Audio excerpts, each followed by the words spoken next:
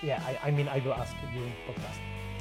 So, music is off, and we are on special place in Lumsden with special guest Gary Rapley. Hello, Gary. How are you, mate? I am so looking forward for this episode because we know each other just 1 year. Yes. Yeah. When you made me really angry when you fished on one lake. Which lake it was? It was in Tasmania when we were next to each other. Little lake in Tasmania. That's right. Little lake, and you fished like a devil because you caught so many fish, and we smart in just a few. So, do you remember that day? Yeah, I do. Yeah. What did work that day? I was catching most of the fish on English hoppers, actually. English hopper. So on the surface? Yeah. Okay. I bet I will be there next time. So I will try. Okay. The scenario of this episodes is almost the same. I want to ask about your history, fishing history, when you started with fly fishing. So let's go for first question. When you start fishing? Well, I've been fishing as long as I can remember. Yeah. My grandfather was a very keen fly fisherman, and I can remember him hooking a fish in a lake where we have our family has a hut. And he's hooked this fish and given me the rod and said, "There you go, you fight it, yeah. You bring the fish in." I got the fish in. It was a 4-pound Chinook salmon actually, and I remember carrying it all the way back to the hut, probably about a kilometre. And because back in those days they all got knocked on the head, and I can remember how sore my arms were from carrying this bloody fish. But I was never going to not carry it all the way. I was so proud, and I probably started fly fishing when I was 10 or 11 years old. So the first experience wasn't fly fishing? No, I used to, like most. Yeah. The first experience was my grandfather was fly fishing and gave me the fly rod, but I didn't take up casting until I was probably 10 or 11 years old, and was just using spinning gear and. So you started with spinning. Yeah. And is here some? Because in our country, if you want to be a fisherman, you have to go to kind of school, some course. I mean, as a kid. Yep. And it took almost 1 year to get the permission as a fisherman. Right. Is it here something like this? Nothing like that here. So you can buy license for kid. Yeah. Maybe for kid is for free. Yes, it is to a certain age, but I can't remember what the age is. Mm-hmm. So I'd have to check on that. Yeah, we can. I think till 10 or something. And like then you this. have a child's license until you leave school, I think, and that's. So you couldn't learn some rules or modifications? No. No, well, the rules are always on the license, so you read the license. And as a kid, I probably read my license.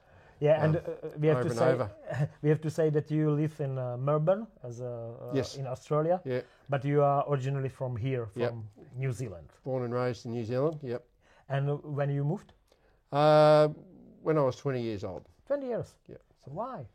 Well, there wasn't a lot of work in New Zealand. In New Zealand, the economy was fairly depressed, and and also I wanted to travel around a bit. So, So you stayed. I had a job to go to in Australia at that stage. So, okay. I thought, why not? Because Australia, for me, is a very huge country. The New Zealand is for me more. I can understand more because it's so much smaller. So you can travel around in a few weeks, and you couldn't see everything. But okay, back to fishing. So you started with fly fishing about 10 years old. Yeah. With your granddad. With my grandfather. Yeah. Grandfather. Yeah. Yeah. And he was fishing in which style? Because I think the fly fishing from this age and now totally changed. Completely different. So he used to just fish in this one lake where we have a hut, and most of it was with wet flies, streamers. Okay. So yeah. And what kind of equipment in those days? There were fiberglass rods. I remember he had an old Fenwick fiberglass rod. What were they called? Ferrolite. Uh-huh. A Fenwick Ferrolite. Before that, they were cane rods.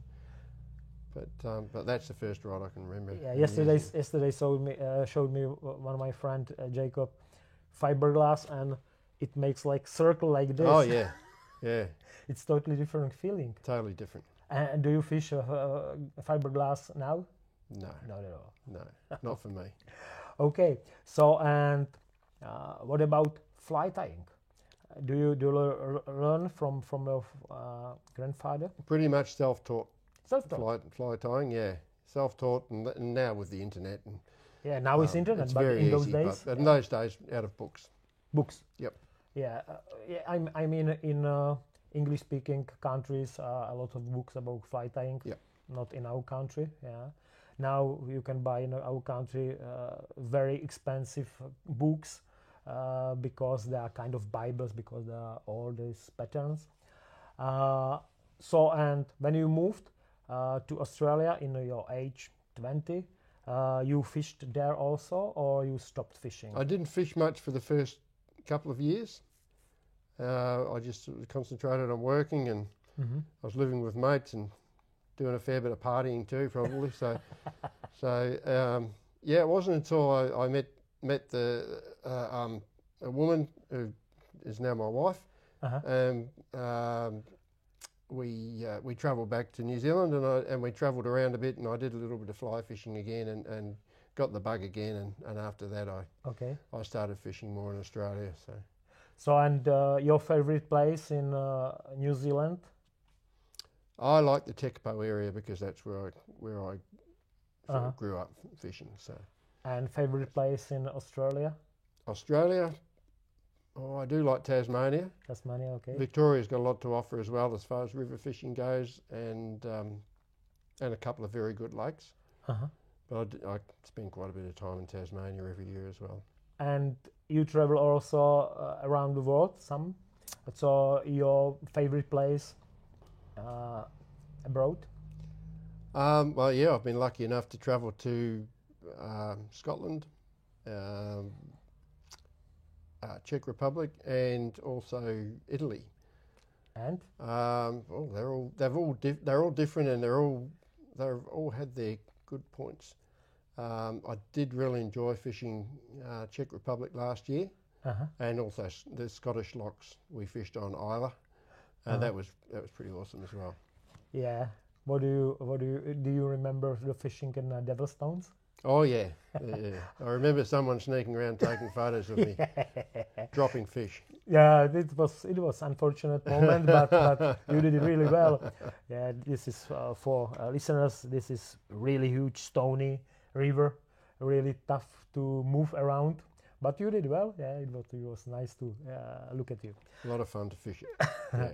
And so we started talking about competition fishing, and I think that you started in Australia. I did. No, not in New Zealand. No, I've never competition fished here at all.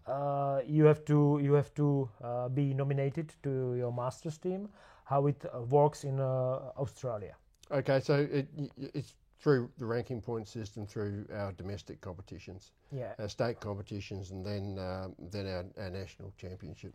Can you explain the system a little bit because it's totally different than ours? Right. Okay. So each state, Victoria, Tasmania, and New South Wales, will have 5 to 7 state competitions per year, and through that we get our ranking points, which go towards our overall national ranking, and also through the national championship.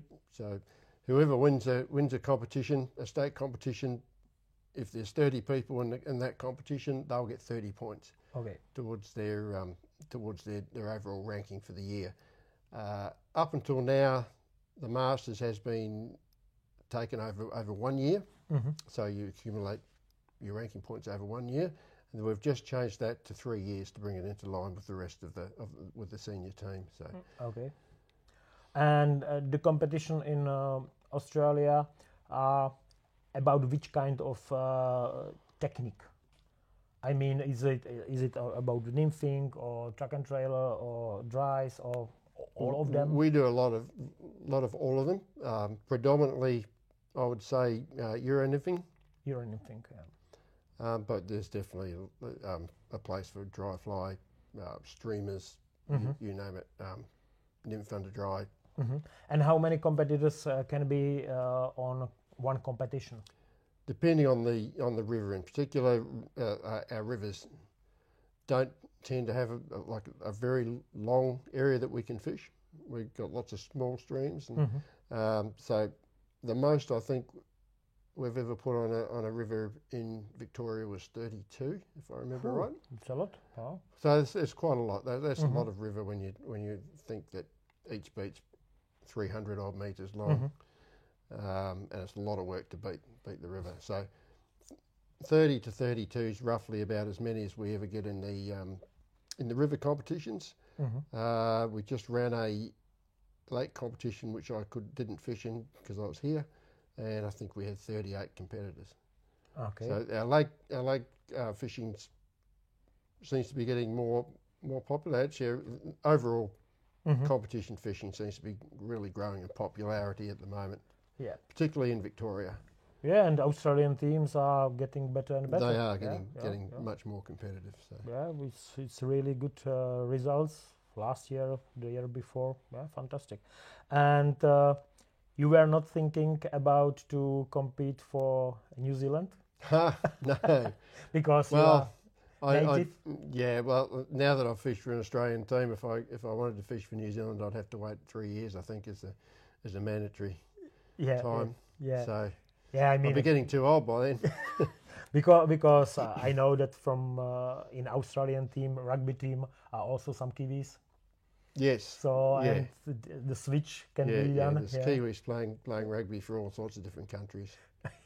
That's right. Did you play any? I grew up playing rugby. I loved it. Which number? Well, I was a back. I didn't like getting too dirty. I played 9. Oh, did you? Yeah. Halfback, okay. Yeah. But I looked a little bit not like front row now.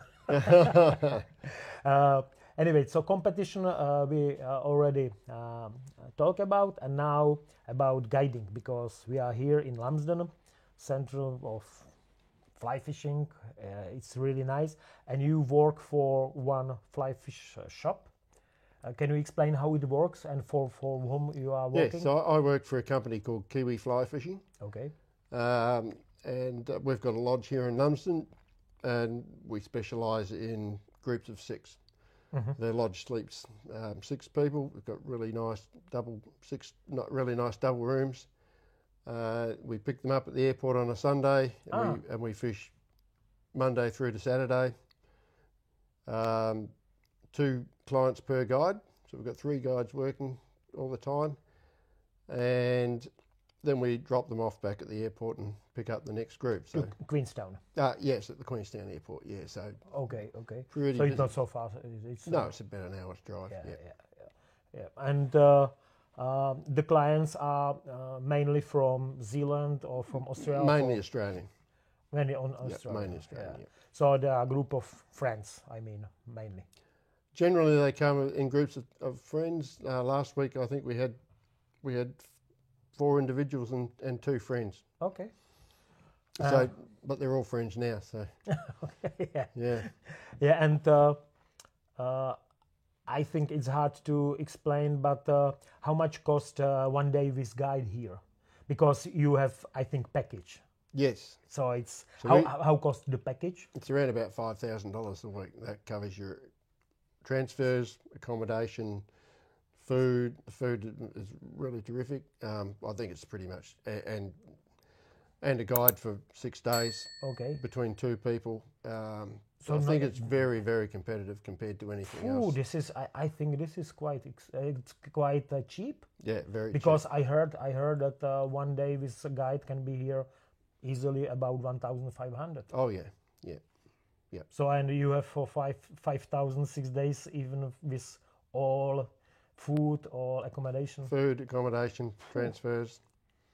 I mean, for Czech people, it's not really cheap, but for Aussies and for Kiwis, for Australian prices, that's very, very cheap. Yeah.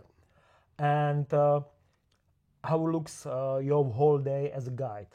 How it starts, how it works? Yeah. Yeah. So we normally start getting ready about 7:30, getting the lunches ready and bit of ice in the eskies. We always take a couple of stubbies of beer for the clients to drink after they've got out of the river.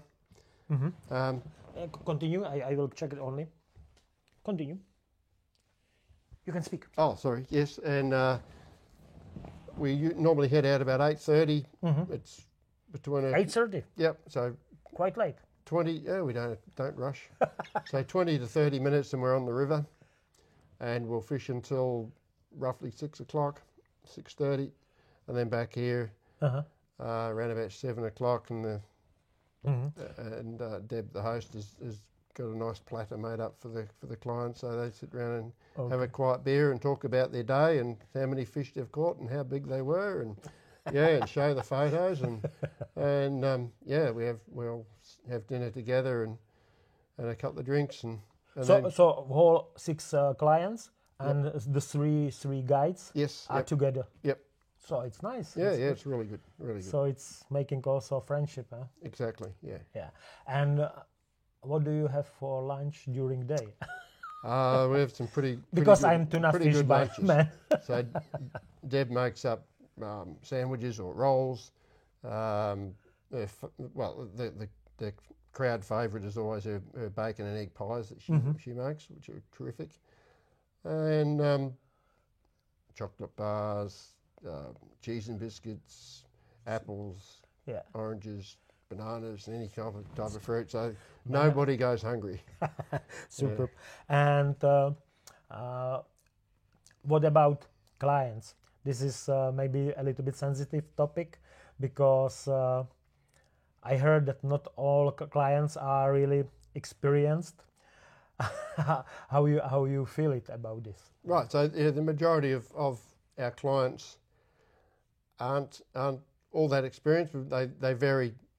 Their skill set varies from person to person. Obviously, we had a woman last week who had hardly cast a fly in her life before coming here, and she's going home absolutely addicted to fly fishing. She caught she catch probably 5 or 6 fish over 3 pound for the week. And then we get people who can cast pretty well, and they'll catch a lot more fish. But so we try to find the fish for them, and hopefully they can put the fly in front of them. The better caster they are, and the better at managing their line and their presentation. Of course, they catch more fish. But I haven't had anyone who has more than 1 or 2 days that they don't catch a fish with us. And what is your role during guiding? You are standing next to the client, or can you fish also? No, we never fish. Never fish. We never. Occasionally, the client will say, "Show me how to catch that fish," and then we might catch the fish. But I haven't done that for a long, long time. So you don't have even prepared your rod? No, I don't carry a rod. Yeah. So but we. So you just wear a vest? I wear a backpack vest. I carry the lunches and drinks and all that stuff as well. So the clients get pretty well looked after. We supply all the flies, tippet, leaders, all that sort of stuff. So this is also including in the price? Yeah. We tie the flies on for the clients. All they have to do is cast it to the fish. Okay. And are there some clients who said after a few moments, I'm okay, I go by my own? Yeah, sometimes while the guide's concentrating on the one client, another client might go downstream and fish a riffle or a run or something like that. And quite often they catch fish too. So racing around trying to net 2 fish at once is always a bit of a challenge. How big was the biggest fish caught by client? The biggest fish this trip was yesterday, and it was just over 6 pound. 6 pound. Very nice, kilos. really nice fish. Yeah. Ooh. Yeah, really nice fish. And the other guy actually hooked a fish which I think was bigger. I think it might have been over 7 pound about 10 minutes later, and got broken off, unfortunately. So. Okay. And how many trips are you staying here for? How many 6 weeks. 6 weeks. This time, yeah. And how many years are you doing? Or this is my 3rd year. 3rd year. Yeah. So, and what about your wife? Sorry for this question. Yeah, no, I'm lucky enough to have a very understanding wife. But this is also job, isn't it? Who's terrific. Yeah, well, it is. It's earning a bit of a living. So, yeah, but no, she's terrific, and yeah, I'm lucky in that regard. Yeah, me either. Yeah, I'm okay. Yeah. And does she fly fish? No, she doesn't. She doesn't. But she does. She loves the outdoors. So we quite often go camping. I've got a camper trailer, so we'll go up to a river and camp for 3 or 4 days, and she'll go for bushwalks and take photos, and I'll go fishing. So it works really well. Okay. So, and this is your how long you are staying here yet? Until end of March? Yes, until the 23rd of March. I go home. Okay. So. And the equipment which are you using, stop talking about guiding, but normally ordinary fishing, what do you use here for fishing? What do you would be recommended by you? Most people use a 5 or 6 weight. Okay. Weight forward floating line is pretty much all you need in the rivers around here. And I normally attach a 9-foot 3X tippet and add to that to take it out to about 14, 15 feet to the fly. Quite long, yeah. Yep. So that can be challenging for some clients casting that. Yeah, I have to say that I am I have quite problems with this long leader. Not much, but I used to using for dry fly only rod length. Yeah. Not longer, but I am getting better and better. Yeah. And which diameter is the final tippet? Generally, I finish off with a 5X. 5X. I think so for our listeners, it will be 14 in 0.14. Yeah. 0.14, and it's usually 5 to 6 pound breaking strain. So what's that? 2.3 to 2.5. Yeah. Any lighter than that, and clients tend to break them off on the strike. They get fairly excited. Rip it up and snap them off. So it's a bit of a compromise between light enough and strong enough. So and now I have a kind of question. I call it quick test or like this. What is your favorite dry fly? Quickest answer. Ooh. Quick. Probably the recurker. Oh, I want to hear it. Thank you. What is your wet fly favorite? Wet fly, as in stillwater wet fly? Stillwater or river? Yeah, well... This is different, I know. Yeah, so river, let's say. River? I really like Frenchies. French? Frenchies is a nymph. Frenchy nymphs, yeah. But wet fly, without bead. A wet fly without a bead. Probably something tied with hair and partridge. Okay, partridge, great material. For a small one, yeah. So nymph you already said, Frenchies. So your favorite nymph is Frenchies? Yep, I've generally always got a Frenchie on somewhere in the team. Yeah, today works well also. Yep, I saw it. And what is your favorite streamer? Streamer, you can't go past the old woolly bugger, can you? Yeah, woolly bugger. Many different colours. There's so many different, but normally if I'm fishing Tasmania, I'll have at least one olive one and one black one. Okay, olive, black one. Often 2 olives or 2 blacks if I'm fishing 3 flies. Yeah, and when we are about this fishing, are you using, I'm all the time curious, also this connection track and trailer also for lakes? Not generally. Not generally. We don't fish a lot of lakes here, but if I'm fishing, yes, I'll use I will. But obviously, with the competitions, we tie them off at dropper rather than tying them off the bend of the hook. And how you decided which connection you will use? Well, generally, if I'm using barbless hooks, I'll tie a dropper. Okay. When I'm here and using barbed hooks, Okay. there's no way that the dropper's going to slide off the hook, if you know what I mean. Okay. And what is your favorite river? Ooh, my favourite river? Probably the Matara. Matara. So this is quite close from right in here. our backyard at the moment. What is your favorite lake? My favourite lake is Lake Alexandrina up near Lake Tekapo. So it's a little lake that runs adjacent to Lake Tekapo, where my family has a hut. So Okay. that's sentimentally my favourite. Yeah, I understand. And what is your favorite competition? Ooh, my favourite competition, I always really enjoy the national championships, the Australian national championships. Is it also this kind of competition in Australia also about friendship, or are you only competing?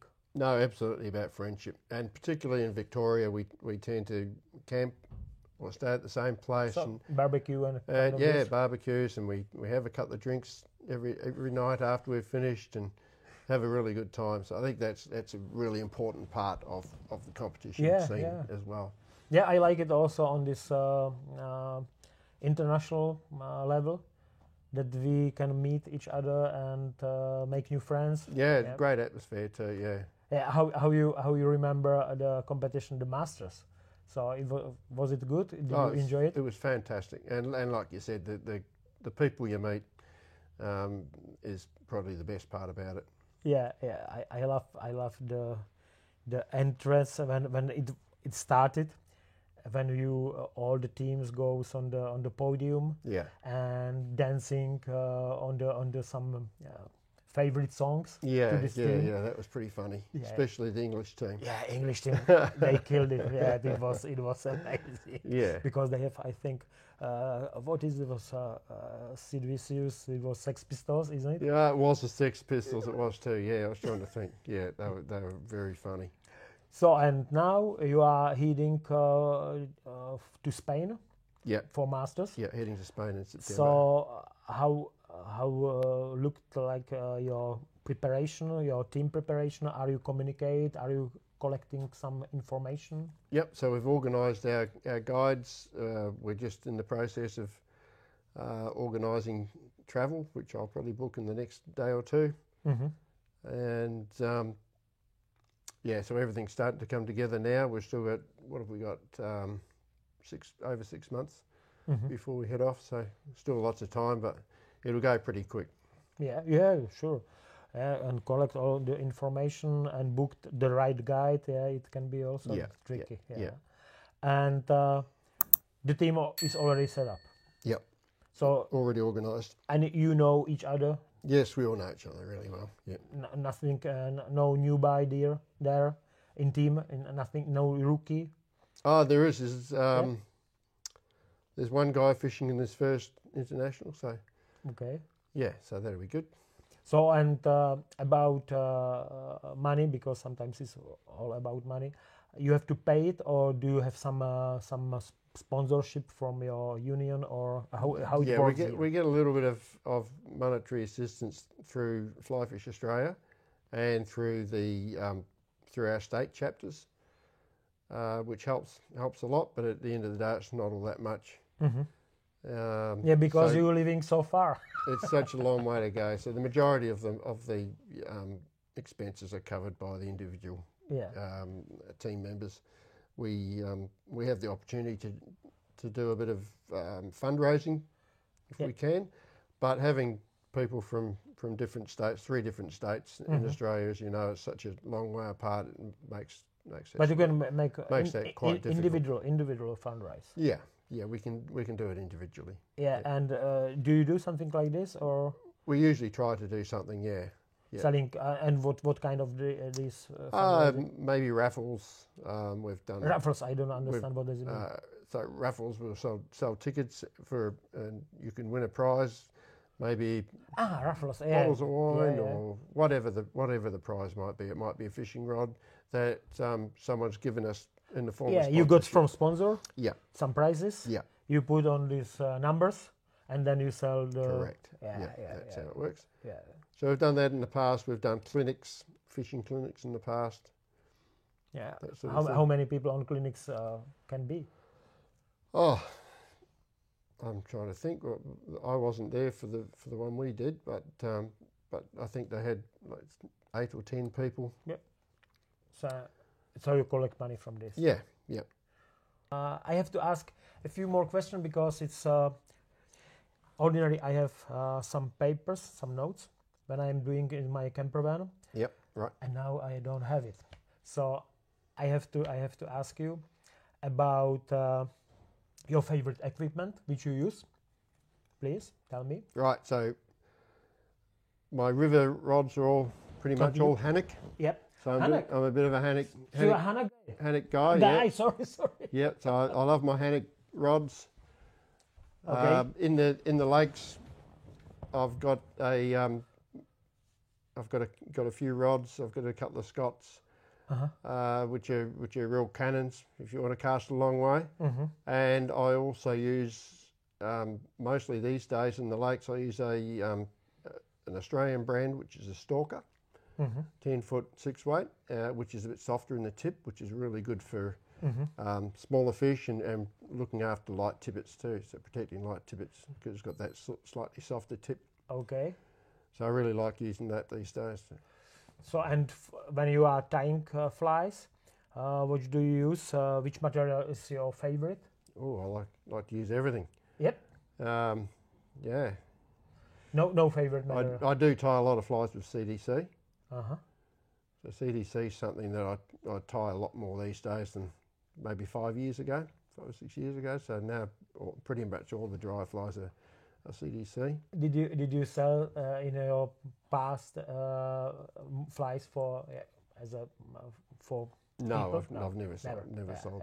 I'm probably not a fast enough tyer, and I use too many flies. So I saw in this shop so many flies. Yeah. I think I probably didn't see so much flies in my life. There's a lot of flies in there. Yeah. Maybe in Auckland, Rod and Reels, but very good. But selection. here, many different kind. Yeah. So another question which I ask all the time is, did you have some fuck up during competition? Some problems, because everybody thought that competitors are flawless. Mm-hmm. But sometimes we are not.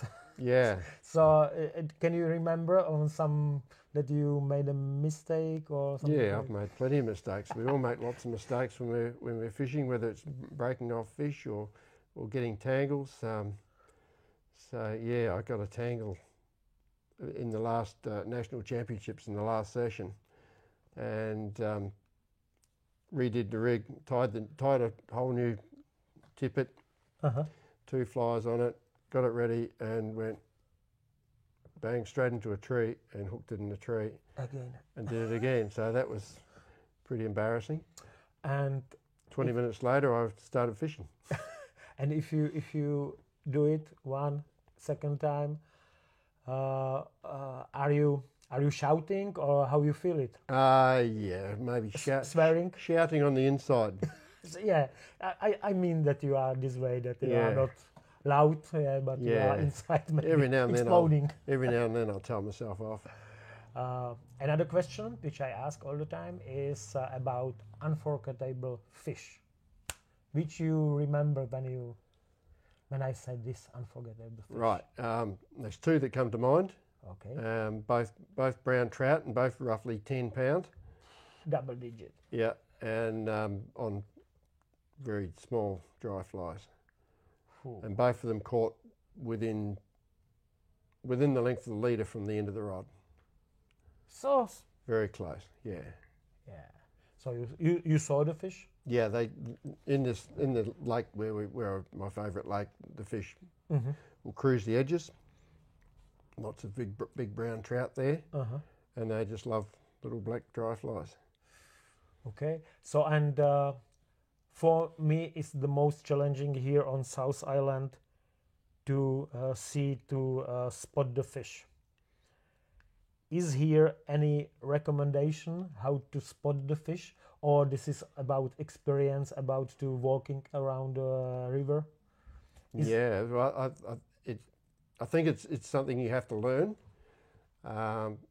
Take your time. Don't try to walk too quickly, and rather than looking for a fish, just look for something different. Yeah, something different, and really concentrate on looking through the water at the bottom, so you can see the rocks, and you're just looking for something different. It might be a straight line or something, which might be the fish's back, or it might be a different colour. Often in the riffles, I find the gill cover of the brown trout is quite bluish, like it's got a bluish tinge. And sometimes that's the first thing you'll see, or you might see the dark line along the back of their tail. There's all sorts of different little things which you learn to see. And maybe sometimes good to cast on stone, then left the trout behind. There's nothing worse than looking at something for a while and thinking, it's a stone, and walking up to it and watching it swim away.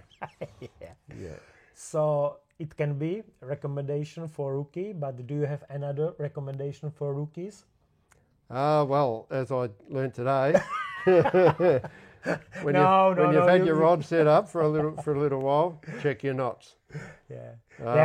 Because today it was story that we came to the water, there was feeding, rising one trout, very nice cast, second cast to the fish, and the fish ate it so eagerly, but then the knot wasn't good.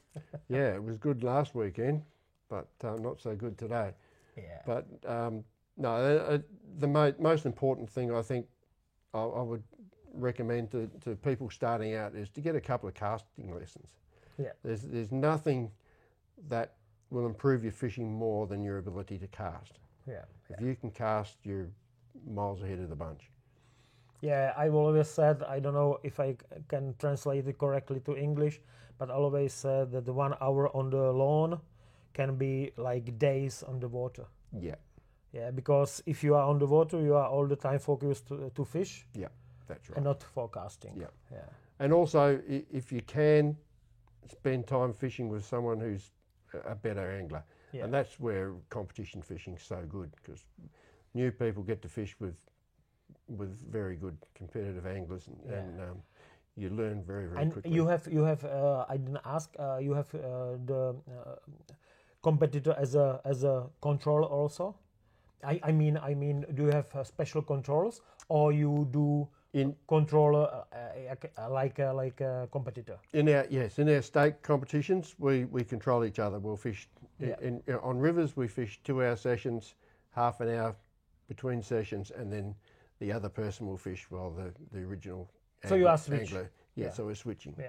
Because we used to have, I think, maybe even longer ago, we have special controllers, not competitors, and it was good when you terrific if you have some secret flies. Right. But after this, everybody knows your secrets. So, and also can look at you how you do it. Strategy. That's how people learn so quickly. But this is okay for pushing the other people to be better. Exactly. I try to remember, because I really missed my cards, which are another question there, but I think finally it's finished. Thank you very much, Gary, once more. No worries, mate. Thank you. Bye. Toto byla kompletní epizoda podcastu Naviják.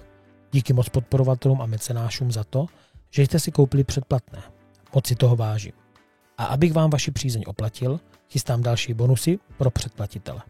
Mějte se krásně a u další epizody se moc těším. Naslyšenou.